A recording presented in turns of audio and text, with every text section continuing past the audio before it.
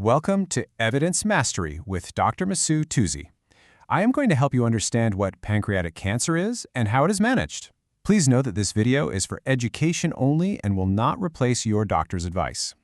All right, let's dive into this complex topic, starting with the fundamentals. So here's our roadmap for today. We're going to tackle this step by step to really build your understanding from the ground up, all based on the available evidence.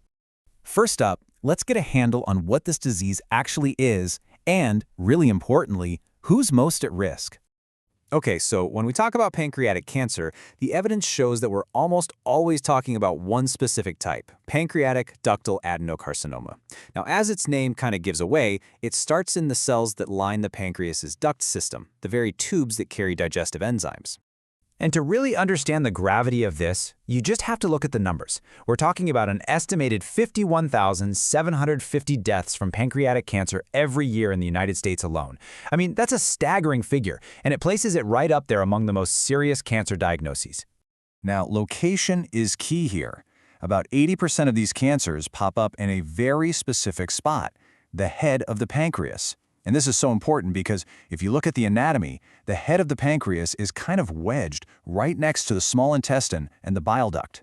So you can imagine, as a tumor grows there, it starts to press on things and cause a blockage. And that blockage is what leads directly to some of the classic symptoms we're about to cover.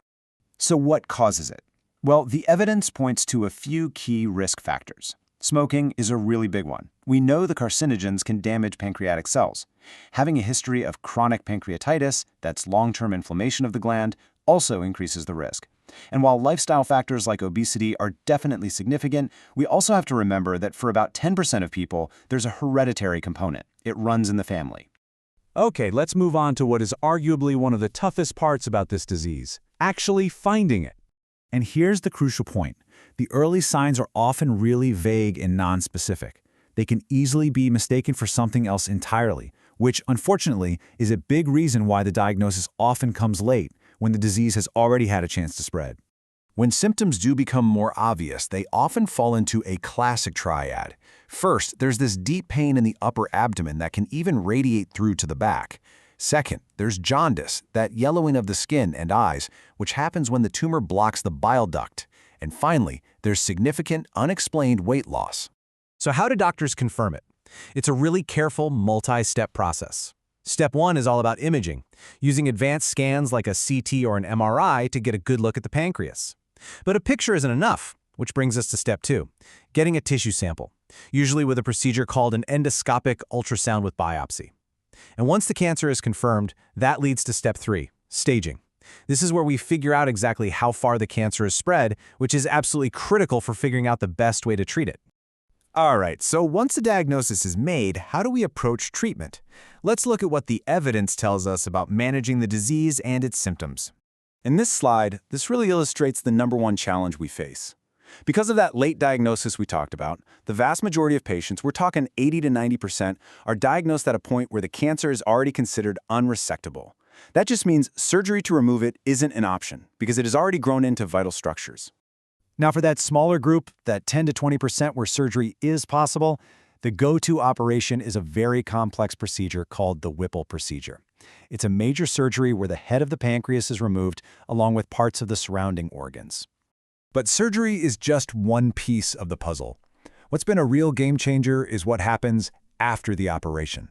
The evidence from major studies, like the one from 2018 you see here, shows that adding powerful chemotherapy, specifically a regimen called FOLFIRINOX, can dramatically improve survival.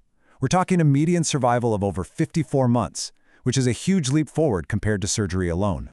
Beyond just fighting the cancer itself, a huge part of care is managing the symptoms. It's absolutely crucial for a patient's quality of life. This means things like aggressive pain control, sometimes even using nerve blocks, placing tiny stents to relieve that jaundice, and providing pancreatic enzyme supplements to help with digestion and prevent more weight loss. So, let's talk about the outlook. It can be tough to discuss, but it's essential for a complete picture. Let's review the data and pull together the key takeaways. The evidence is clear that the prognosis remains very challenging, largely because of that late-stage diagnosis. The 5-year overall survival rate is currently less than 5%. Now, that's a sobering number, for sure, but it's also the very thing that fuels the intense search for better, earlier detection methods and more effective treatments. Finally, before we wrap up, it's really important to know that not all growths in the pancreas are the same. Let's briefly touch on some other less common types, because they can behave very differently. A great example of this is the difference between the common ductal adenocarcinoma we've been discussing and a much rarer type called cystadenocarcinoma. As the name suggests, it starts from a cyst. And the key difference? It has a significantly better prognosis. Another group to be aware of are called IPMNs, or intraductal papillary-mucinous neoplasms. Now, these are interesting because they're considered precursors to cancer, and their risk really depends on where they are. If they're in the main pancreatic duct, the risk of them turning cancerous is high, and surgery is usually the answer. But if they're just in a side branch, the risk is more variable, and sometimes they can just be monitored closely. And all of this leaves us with a really big question for the future. We know that about 10% of these cancers are hereditary. So could widespread genetic screening for high-risk families be the key? Could that be how we finally start catching this disease early, when it's still curable? It's a huge area of research right now. I hope you enjoyed this video. Please feel free to share your experience or questions in the comments. Please note that I won't answer personal questions. If you found this video helpful, don't forget to subscribe to my channel.